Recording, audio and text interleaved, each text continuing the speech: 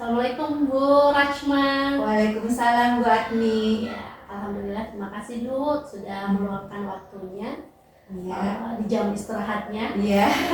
Ya, baik Bu, ini kan nanti kita ada rencana mau supervisi akademik ya. Jadi sebelum kita melakukan proses di dalam kelas, ada beberapa hal yang perlu kita siapkan dalam supervisi tersebut. Jadi mungkin nanti saya akan bertanya kepada Ibu dan saya catat, boleh ya Bu ya? Iya, boleh. Oke. Yang pertama, ini apa tujuan pembelajaran yang akan diajarkan nanti Bu? Tujuan pembelajaran yang akan diajarkan adalah agar siswa mampu memahami sifat-sifat bilangan, penjumlahan dan pengurangan bilangan bulat.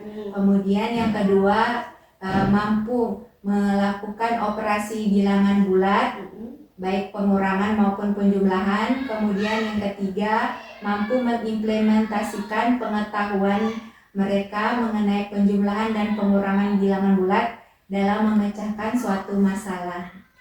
Jadi ada tiga tujuannya. Tadi satu, apalagi sifat-sifatnya, sifat-sifat operasi bilangan bulat, penjumlahan dan pengurangan. Terus yang kedua, operasi hitungnya. Terus yang ketiga, bagaimana mengimplementasikannya dalam memecahkan masalah. Oke. Terus yang menjadi area pengembangannya itu Bu, di bagian mana? Yang menjadi area pengembangannya yaitu saya fokus ke pengetahuan mereka, bagaimana mereka mampu mengimplementasikan pengetahuan yang mereka dapatkan dalam memecahkan dan menganalisis suatu masalah atau soal yang diberikan. Oke, jadi fokus ke pengetahuannya dalam mengimplementasikan soal yang diberikan. Oke. Terus bagaimana strateginya Bu supaya pengetahuan yang perlu kita kembangkan ini bisa tercapai? Iya. Dalam melakukan proses pembelajaran, saya akan melakukan diskusi ya. Diskusi itu diskusi kelompok dengan siswa ya. Dalam pembentukan kelompoknya itu berdasarkan kemampuan mereka ya, yang diperoleh dari hasil dari tes asesmen diagnostik. Ya. Oke. Jadi dari hasil itu nanti yang akan dalam pengelompokannya. Iya. Oke. Terus bagaimana cara pengelompokannya tadi ini bagaimana? Cara pengelompokannya berdasarkan dari hasil dari tes diagnostik itu saya akan menganalisis, melihat yang mana siswa yang memiliki kemampuan belum berkembang, kemudian mulai berkembang dan berkembang. Ya. Jadi dikelompokkan dalam 3 kategori siswa ya. Iya, jadi hasil asesmen itu dikelompokkan menjadi 3, belum berkembang, mulai berkembang dan berkembang. Oke. Terus untuk penilaiannya ini bagaimana? Penilaiannya saya akan melakukan asesmen formatif ya. Setelah melakukan proses pembelajaran dengan melakukan pengelompokan berdasarkan kemampuan, setelah itu saya akan memberikan asesmen formatif itu untuk menilai hasil belajar mereka dan menganalisis hasil belajar mereka, apakah mereka prestasi atau nilai dari penguasaan materinya mereka itu meningkat atau tidak. Iya. Jadi untuk mengetahui apakah ada perubahan setelah belajar. Ya. Jadi penilaiannya nanti akan diberikan asesmen di akhir pembelajaran. Iya. Oke. Jadi ini nanti Ibu mengajar di kelas berapa? Kelas 7B. Di kelas 7B. Di kelas 7B. Iya. Terus untuk waktu pelaksanaannya? Waktu pelaksanaannya itu hari Selasa. Berarti nanti hari Selasa depan kan? Iya, hari Selasa depan. Ya. Oke, baik Bu. Ya, jadi untuk pelaksanaannya nanti hari Selasa di kelas 7B. Jadi terima kasih Bu. Jadi nanti kita akan ketemu lagi pada waktu observasi. Karena saya akan mengobservasi Ibu pada saat proses pembelajaran. Baik. Terima kasih Bu. Sama-sama buat Assalamualaikum. Assalamualaikum warahmatullahi wabarakatuh.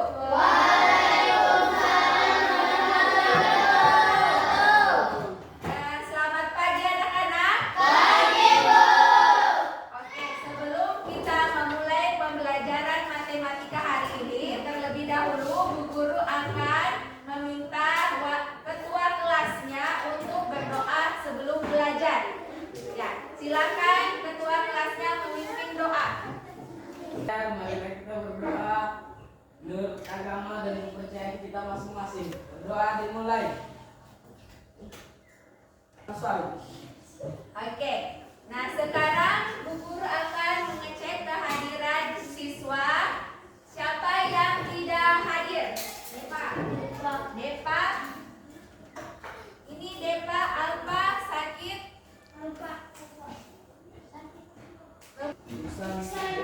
Iksan. Ini 2 orang saja ya yang tidak hadir. Oke, sekarang Bu Guru mau tanya, bagaimana kabarnya hari ini? Baik, Bu. Ya, untuk begini ya, di depan kalian ini ada model pembelajaran, media pembelajaran mengenai roda emosi. Jadi Bu Guru ingin mengetahui bagaimana perasaan kalian pada saat proses pembelajaran sedang berlangsung pada hari ini. Ya, di sini Bu Guru akan membagikan sebuah stick note, masing-masing ini menulis namanya. Ya, setelah ditulis namanya, kemudian ditempelkan pada roda emosi ini. Ini ada ekspresi.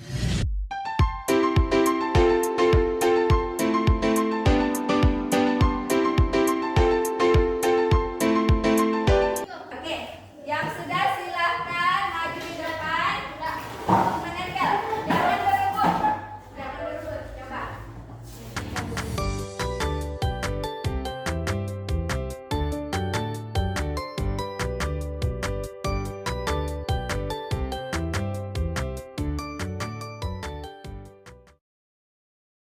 Nempel? Ya. Nah, sekarang Bu Guru lihat ternyata di sini yang paling banyak merasakan perasaan gembira ya. Semuanya pada gembira mau belajar matematika ya. Nggak ada yang sedih, nggak ada yang marah, nggak ada yang ngantuk, takut atau sakit. Alhamdulillah semuanya pada semangat ya. Oke. Ya, jadi untuk lebih semangat lagi, coba berdiri dulu. Ya. Oke, lihat sekarang kita main bertepuk tangan, ya supaya memiliki suasana lebih semangat, lebih gembira lagi. Oke, dengarkan instruksinya Bu Guru ya. Ya, tepuk 1, tepuk 3. Tepuk 4, konsentrasi. Tepuk 5, siap belajar. Jadi fokus, melihat, mendengar, mengingat, fokus. Belum Bu Guru menyampaikan materi pembelajaran, bermain ya, sesuai dengan kesepakatan kelas yang kalian buat ya. Sudah mengerti? Ya. Ya, materi hari ini mengenai penjumlahan dan pengurangan bilangan bulat. Ya, adapun tujuan dari pembelajarannya adalah siswa dapat memahami sifat-sifat operasi penjumlahan dan pengurangan bilangan bulat. Siswa dapat melakukan operasi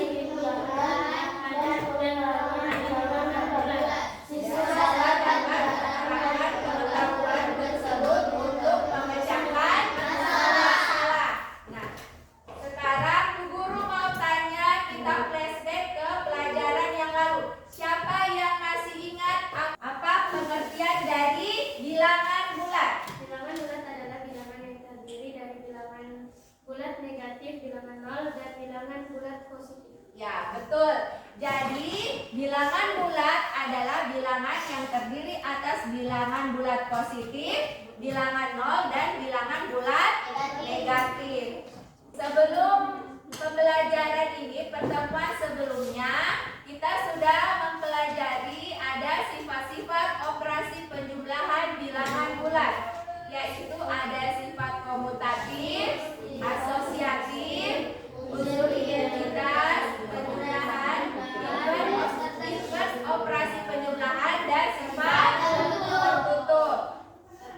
Kemudian sifat-sifat operasi pengurangan bilangan bulat ada apa saja? Pengurangan dengan bilangan nol dan sifat tertutup.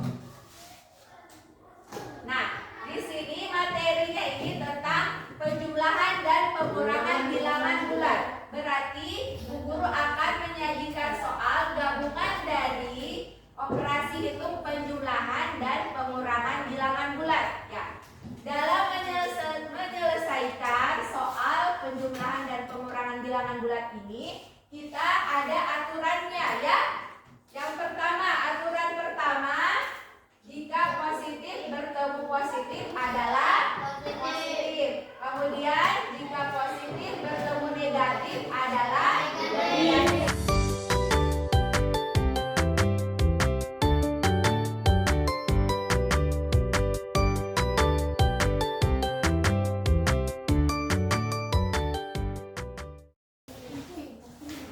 Kita lihat halaman 31. Ini nih.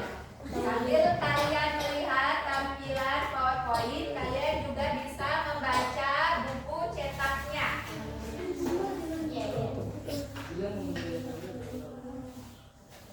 Kemudian aturan kedua, ya, jika tandanya sama, maka dijumlahkan lalu memakai tanda yang ada.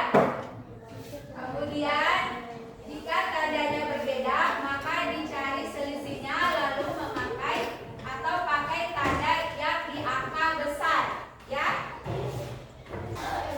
Ya. Kemudian ditambah, ya, ditambah 3. Nah, bisa kamu kerjakan sesuai aturan yang di sini. Negatif 4 tambah 3. Bisa Nur Hasanah kerja tanpa menggunakan garis bilangan. Ya, negatif 1 berarti jika tandanya berbeda, dicari selisihnya. Ini kan negatif. Penyelam amatir mula-mula berlatih menyelam di kedalaman 2 meter di bawah permukaan laut. Setelah merasa lancar menyelam di kedalaman 2 meter, kemudian ia turun lagi menyelam di kedalaman 5 meter di bawah permukaan laut. Pertanyaannya, buatlah kalimat matematika dari permasalahan tersebut dan berapa selisih kedalaman permukaan laut tersebut. Kelompok 1 bagaimana?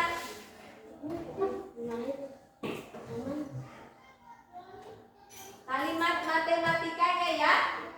Bu Guru minta angkanya. Ya.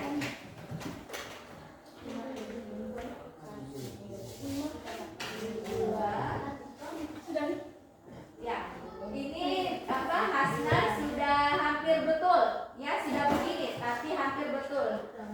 Coba lihat. Kalau dia menyelam lagi ke dalaman 5 meter, berarti kalau menyelam lagi, berarti dia kurang ya. Ya.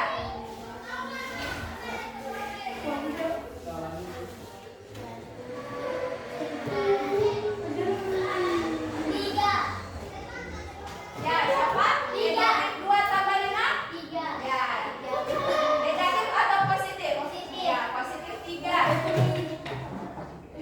Ya, lihat. Negatif 2 di sini, kemudian positif 5. Berarti benar?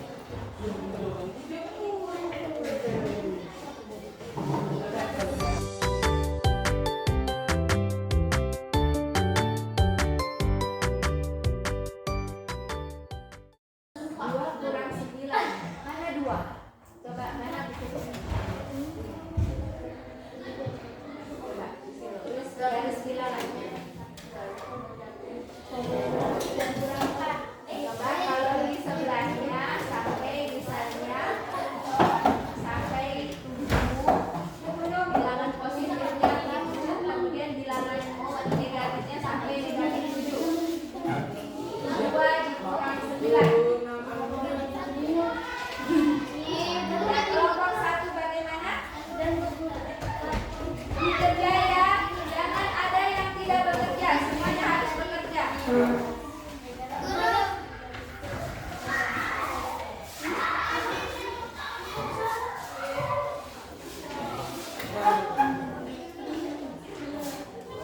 Ya, kurang.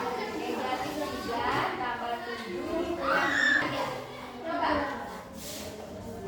Coba kasih Aiman dia kerja soal berapa? Ya.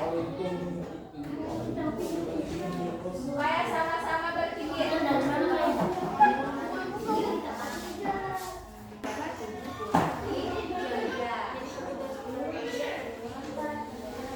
Ya. Atau bisa juga kerja sama dia sama-sama positif. Tapi itu sudah kurang 3.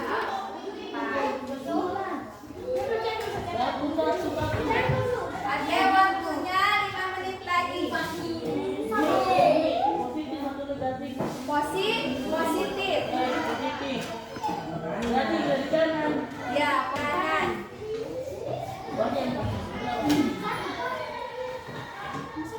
Oke, berapa lagi yang belum? Ya. Ya, negatif. Kalau positif, ini gini. Kalau lupa bisa dilihat jawabannya. Ya.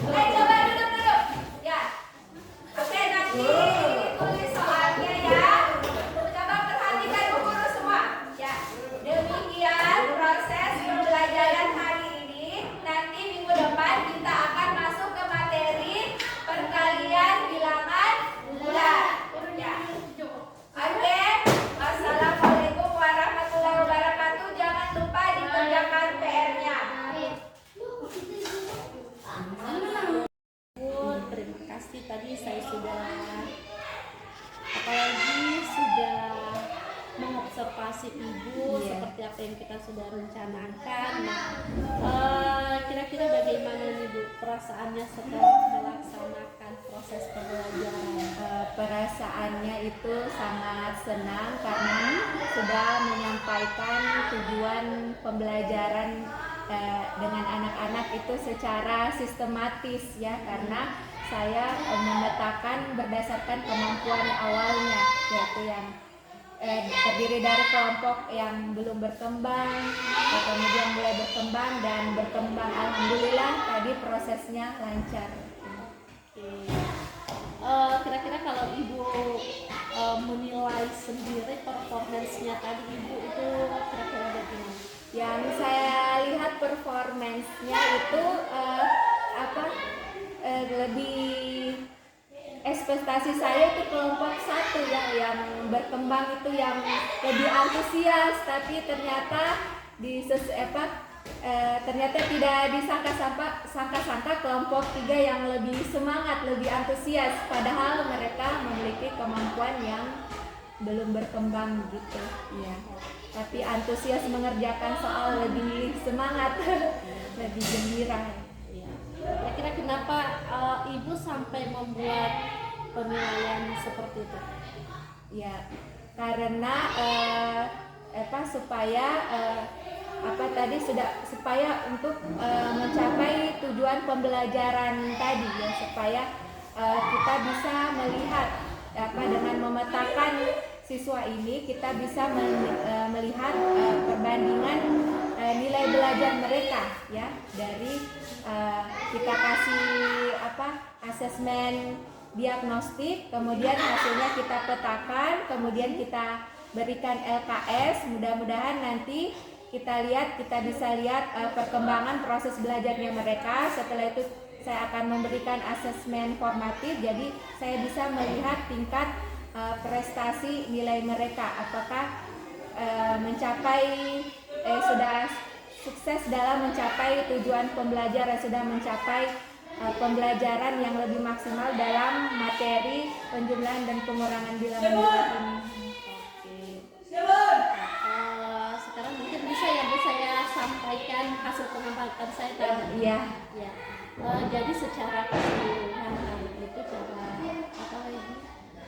proses pembelajaran alhamdulillah sudah berjalan dengan sistematis seperti yang sudah direncanakan di modul ajarnya.